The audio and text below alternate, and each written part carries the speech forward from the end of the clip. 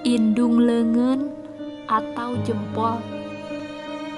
Baraya cing waspada kana raga. Ieu raga teh titipan anu maha kawasa. Awal jeung akhir pasti dipenta pertanggungjawabanna. Di zaman ayeuna mah sosial media teh tos merajalela. Teu pira gara-gara indung leungeun, gara-gara jempol. Mimitina tina banyol, urang bisa jadi konyol.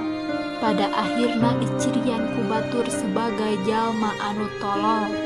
Nyarios janten balelo, nu ngewa nu nyarekan jadi juljol. Saurna dina keterangan, engke di poe akhir leungeun teh bakal bisa ngomong sorangan. Ternyata ayeuna mah tos kabuktosan, teu kudu nyarios tapi bisa berkomunikasi. Aya pribahasa, mulutmu adalah pedangmu. Ku zaman ayeuna mah jempolmu adalah pedangmu. Hayu urang seuketan mangfaatkeun ieu pikiran jeung panangan supados tiasa dikendalikeun menuju kamanfaatan, kamaslahatan, dugi ka kengen kabarokahan.